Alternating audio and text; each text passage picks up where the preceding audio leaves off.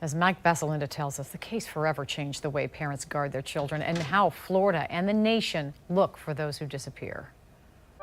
Adam Walsh was left playing video games unattended in a department store. You are standing inside a Sears department store on a Tuesday afternoon in July. The air conditioning hums overhead. Cash registers ring somewhere behind you. Families move through the aisles. Outside, the Florida sun floods the parking lot, and through the front windows, less than 50 feet away, you can see the local police station. It is the kind of place where nothing bad is supposed to happen, especially not to a child. Your 6-year-old son is somewhere in this building. 15 minutes ago, you left him in the toy department, 3 boys deep around a brand new Atari game. He didn't even look up when you said goodbye. He just said the last thing you would ever hear him say in that store. "Okay, Mommy." Then he turned back toward the screen. Now you're back. The Atari is still there. The lights are still flashing. The other boys are gone. And so is your son. "Adam Walsh, please come to customer service." The announcement echoes across the store. Nobody responds. A second announcement. Then a third. Still nothing. A child does not simply disappear from a crowded department store in broad daylight. Not with security guards nearby. Not with hundreds of witnesses. Not with a police station visible through the window. But Adam Walsh did.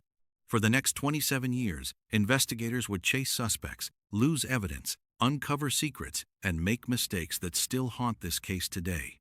And when police finally announced they knew who killed Adam, the answer only created another question. How did a 6-year-old boy vanish from one of the safest places imaginable? And how did it take nearly 3 decades to find out what happened to him?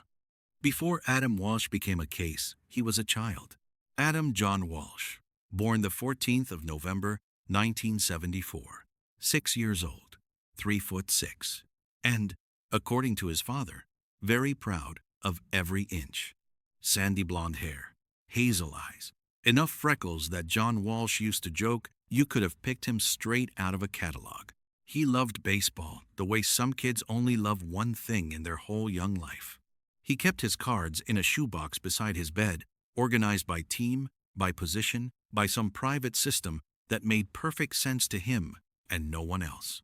He knew the stats. He knew the players. He could tell you things about the 1981 season that most grown men couldn't remember. He loved drawing, loved cartoons. On Saturday mornings, he watched television from the same spot on the floor, cross-legged, closer to the screen than any parent would allow if they weren't still half asleep. The future, as far as Adam was concerned, was a very simple place. It was the next Saturday, the next baseball game, 2nd grade, a new school year, only weeks away. He was shy, not the kind of shy that makes adults laugh, a quieter kind, the kind that made him look toward his mother before he took a single step in an unfamiliar direction. His parents had adjusted the world around it without thinking, standing a little closer when new people were introduced, giving him a moment before answering for him. If you had seen the Walsh family during the summer of 1981, you would have seen exactly what millions of American families saw when they looked in the mirror: a mother, a father, a little boy, and an entire future waiting ahead of them, including Adam. The 27th of July, 1981. A Monday. Hot, even by South Florida standards. A little before 11, Reve and Adam drove to Hollywood Mall. A lamp Reve had seen months earlier at Sears was finally on sale. She had saved the advertisement and waited. Adam couldn't have cared less about any of that. He was 6. Hollywood Mall was busy. Families moving in and out, cars filling the parking lot. Reve parked near the north entrance and walked inside with Adam. Almost immediately, he saw something far more interesting than a lamp: the Atari 2600. Today, it looks primitive. In 1981, it looked like the future. A cluster of boys surrounded the display, waiting for turns, watching the screen. Nobody wanted to leave. Adam stopped. Not because his mother told him to, Because he was 6 and there was an Atari in front of him. Reve looked around. Employees at nearby counters, customers everywhere, security guards walking the floor. Across Hollywood Boulevard, visible through the windows, sat the Hollywood Police Department. It was noon, broad daylight, a crowded department store. "I'll be right back." Adam looked over. "Okay, Mommy." Then he turned back toward the screen. Reve headed toward lighting. The lamp wasn't on display. The saleswoman was at lunch. She left her name, left her number, and turned around. 10 minutes, maybe 15, no more than that. Back in the toy department, the crowd of boys was gone. The screen was dark. The Atari sat unattended. Adam wasn't there. At first, nothing seemed alarming. A 6-year-old can disappear into another aisle in seconds. Reve called his name. No answer. She checked the nearby aisles, then the next ones, then the next. The feeling arrived slowly. Not panic, not yet. Something smaller, something colder. The realization that every place Adam should have been was empty. She turned back. Maybe she had missed him. Maybe he had returned. But Adam was the kind of child who didn't wander. He stayed close. He looked for his mother before he took a single step. He was the kind who needed a minute. The Atari was still there. Adam wasn't. A Sears employee noticed. "Can I help you? My son is missing." The words sounded wrong the moment they left her mouth. Within minutes, people were moving through the store calling his name. Checking restrooms, checking fitting rooms, checking places nobody would normally think to look. An announcement echoed across the store. People looked up briefly, then returned to whatever they had been doing. A second announcement. A third. No little boy walking toward the front of the store. No voice calling out. Reve stopped searching long enough to think the thought she had been fighting. What if he wasn't lost? What if somebody had taken him? Nearly 2 hours passed before the Hollywood Police Department was officially called. The station sat across the street, visible through the windows. It still took 45 minutes for an officer to arrive. By then, John Walsh was already racing south from Miami. When he arrived, one officer tried to reassure him. "Most kids walk home." John stared at him. Walk home. Adam was 6. The family lived miles away. He had never walked anywhere alone. He was the kid who needed a minute before speaking to a stranger. The next morning, newspaper reports suggested kidnapping was not suspected. Adam was probably lost. Lost children eventually appear. Adam didn't. The search exploded across South Florida. Flyers covered telephone poles and store windows. Reward money climbed eventually to $120,000. John Walsh handed strangers money for gas if they were willing to keep searching. Helicopters circled. Volunteers walked fields. Truck drivers spread information over CB radios. The problem was that America in 1981 had no system built for this. No Amber Alert. No National Center for Missing and Exploited Children. No coordinated federal response. Information moved slowly. Sometimes not at all. Then came August 10th. 2 fishermen stood beside a drainage canal more than 100 miles north of Hollywood. One of them noticed something floating in the water. At first, they thought it was a doll. Then they moved closer. Authorities arrived. The area transformed into a crime scene. Flashlights, evidence markers. Nobody knew the child's name yet, but everyone understood the same thing. Some families' worst fear had just become reality. The identification happened piece by piece. A dental record, a physical characteristic, then another confirmation. The child recovered from the canal was Adam Walsh. For 14 days, John and Reve had lived between fear and hope. Now, there was no space left for either. The autopsy findings were delivered in the detached language of forensic medicine. Adam had suffered repeated blows to the back of the skull. His nose had been fractured. This had not been an accident. This had been deliberate violence against a child. Then came the detail that would haunt the Walshes forever. Based on the condition of the remains, Adam had likely died within 1 to 2 days of being taken. Not after weeks, not while volunteers walked fields, not while helicopters crossed the sky. Within days, maybe sooner. For 14 days, his parents had fought to save him. The terrible truth was that Adam had never been coming home. He never had a chance. 4 days after Adam's funeral, the case was already beginning to drift.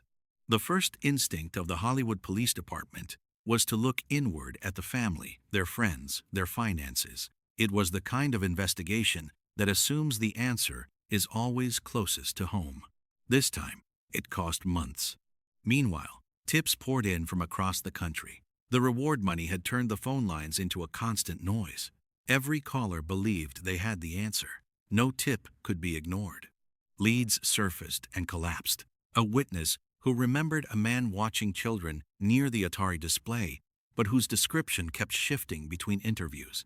A truck stop report of a silent blonde boy in a cab along I-95, investigated, traced, and ultimately unverifiable. A prison letter with specific sounding details from an inmate who had been booked in before Adam even disappeared. Each door opened briefly, then closed. One thread, however, refused to go away.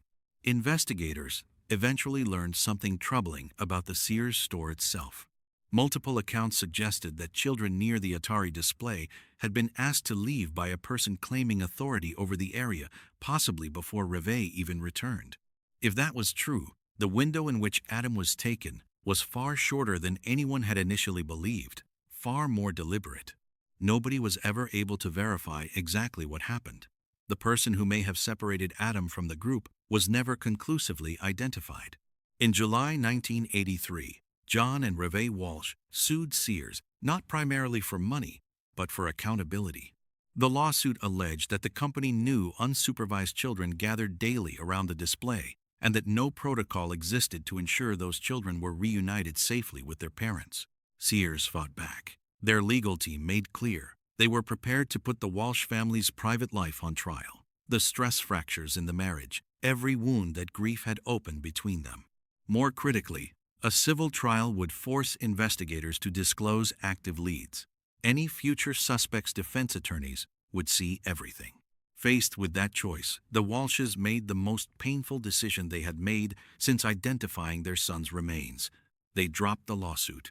Finding Adam's killer mattered more than holding Sears accountable. Years passed. Names surfaced and collapsed. Confessions materialized and disintegrated. The investigation had become something it was never supposed to be. A waiting room. Then, in 1991, everything turned. Police in Milwaukee arrested Jeffrey Dahmer. 17 confirmed victims. Evidence of crimes investigators said were among the worst they had ever encountered. The country asked the obvious question: how had this gone undetected for so long? And almost immediately, a separate question surfaced. Where was Jeffrey Dahmer during the summer of 1981? Investigators pulled his history. Dahmer had been in Florida that summer. He had left Ohio after losing his job. No stable address, no reliable employment. He was broke, drifting, moving through South Florida with no clear itinerary and no one keeping track of him. The gaps in his timeline were real and significant. Investigators located witnesses from Hollywood Sears and showed them photograph arrays. Standard procedure. 7 different people, 7 separate identifications. Again and again, they pointed to the same photograph: Jeffrey Dahmer. Investigators pressed him directly. He was already confessing to things that shocked seasoned detectives, crimes he could have denied, minimized, or deflected. He had cooperated in ways that went beyond what his situation required. He denied any involvement in Adam Walsh's death, completely, without hesitation, which created a problem investigators had no framework for. If he was innocent, why did 7 separate witnesses place him at that specific store on that specific day? If he was guilty, why was this the one crime he refused to claim? No answer came. The question has never been resolved. Investigators were left with 7 identifications, an unverifiable denial, and a gap in the timeline of one of America's most prolific killers. But while the Dahmer thread refused to close, another thread was pulling loose from a completely different direction. From a man who said he did it, and who kept saying it, even when everything he said was wrong. His name was Otis Elwood Toole, born in Jacksonville, Florida, a drifter, an arsonist, a man with a documented history of confessing to crimes, sometimes crimes he had committed, sometimes crimes he had merely heard about. Investigators across multiple states had learned to hold his confessions loosely. He told people what they wanted to hear. But what he told investigators about Adam Walsh was different. Toole said he had been driving through South Florida in the summer of 1981. He said he had gone to a mall. He said he had seen a blond boy near a display small, alone. He said he had taken him. He said he had killed him. Then everything became complicated. Toole got details wrong. He described Adam's clothing incorrectly. He misidentified the location within the store. He described his route in ways that didn't match the geography. And then he claimed Henry Lee Lucas had helped him, his longtime partner in crime, across years of drifting and violence. Except Lucas had been sitting in a Maryland jail when Adam disappeared. He couldn't have been anywhere near Hollywood that day. A provable, verifiable fabrication. The confession should have collapsed right there. Then investigators found what they weren't expecting. Buried inside Toole's rambling, contradictory accounts were pieces of information that should not have been there. The position of Adam's body when it was recovered from the canal. The specific stretch of water where it had been found. Details about the condition of the remains that had never appeared in any newspaper information the Hollywood Police Department had deliberately withheld from the press precisely to evaluate future confessions. Otis Toole knew those details. A man who got Adam's clothing wrong and invented a co-conspirator somehow knew the things only the killer could know. Either Toole was lying, or Toole had been there. Detectives traced his movements during July 1981. They spoke to people who had been in his orbit, and they found a vehicle, a 1971 white Cadillac, registered to Toole, last seen in his possession that summer. What they found when they examined that car would become the most contested discovery in the entire case. The Cadillac had been repossessed after Toole stopped making payments. Years had passed. The vehicle had changed hands. Evidence should have been long gone. Instead, investigators found something unexpected: blood. When forensic investigators applied luminol to the interior, both the front and rear floorboards reacted. The chemical illuminated patterns invisible to the naked eye, immediate, unmistakable. There had been blood in this car. For the first time in years, the case felt like it was moving towards something. A confession containing non-public details, a vehicle connected to the suspect, blood evidence inside that vehicle. Something a jury could actually see. Forensic investigators photographed everything. 98 photographs. Every stain, every reaction. Every inch of the interior. Then something happened that should be impossible to explain. Nobody looked at them. Not for months. Not for years. Not for 25 years. 98 photographs from one of the most high-profile murder investigations in American history, sitting in a storage facility, undeveloped, unseen, while the Walsh family waited, while the case drifted, while Otis Toole confessed and recanted and confessed again.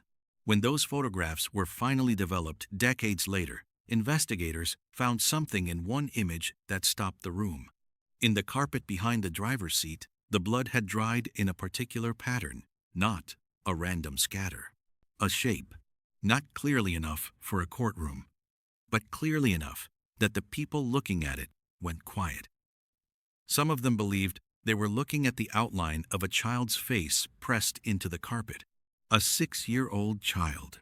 And here is where the story becomes something harder to process than a murder. The carpet from the Cadillac had been removed, preserved, logged as evidence, stored inside the chain of custody, specifically so it could be examined and tested. By the time DNA technology existed that could have extracted a definitive answer, by the time science had advanced, To the point where this question could have been settled with biological certainty, investigators went to retrieve it. It was gone. Not destroyed, not degraded, not transferred. Gone. No record of where it had gone. No record of who had last handled it. No record of why it had left the chain of custody. The machete tool had identified as the murder weapon had also degraded beyond meaningful testing. Photographs that had gone undeveloped for a quarter century. Physical evidence that had simply vanished. Nobody was disciplined. No formal investigation into the evidence handling was ever completed. Reve Walsh reviewed the forgotten photographs. She has said publicly that she believes the shape in the blood-stained carpet is her son. A mother, looking at a photograph taken inside a dead man's car, believing she can see the outline of the child, who said, "Okay, Mommy," and turned back toward the screen. Maybe she's right. Maybe she isn't. The evidence that could have answered that question is gone, and with it, the possibility of certainty. Not just legal certainty, the deeper kind. The kind that lets a parent stop wondering. Otis Toole kept confessing, then recanting, then confessing again. Over the years, investigators documented more than 24 separate confessions connected to Adam's murder. Each version slightly different, each version raising the same question. Was he telling the truth? Or simply telling people what they wanted to hear? The Walsh family couldn't move forward and couldn't let go. Every confession reignited hope. Every recantation extinguished it. For years, they lived inside that cycle. Then, in 1996, the clock ran out. Toole was dying. Cancer, prison. No trial had ever materialized. No jury had ever been seated. During his final months, his niece sat beside him and asked him directly, "Did you kill Adam Walsh?" According to her, he answered without much hesitation, "Yeah, I always felt kind of bad about it." No dramatic confession, no explanation, no remorse that filled the room, just a sentence, the kind you might use to describe a parking ticket. Then Otis Toole died, and with him died the possibility of a trial, of cross-examination, of a public accounting, of a moment in court where someone looked the Walsh family in the eyes and said, "Guilty." For years after his death, the case remained officially open. Then, in 2008, the Walsh family hired retired detective Joe Matthews and asked him to do something no one had done before: read everything. 10,000 pages. 27 years of leads, dead ends, confessions, mistakes, and contradictions. When Matthews finished, his conclusion was unambiguous. Otis Toole had murdered Adam Walsh. Hollywood police reviewed his findings, then conducted their own review. On the 16th of December 2008, nearly 27 years after Adam disappeared from that toy department, they made it official. The case was closed. Then came something almost unheard of in law enforcement: an apology. Not for failing to care, for the mistakes, the lost carpet, the undeveloped photographs, the evidence that had slipped through a system that wasn't careful enough with what it held. Mistakes that may have prevented Otis Toole from ever facing a jury while he was still alive. When John Walsh stood to speak, the emotion was impossible to miss. For 27 years, one question had followed his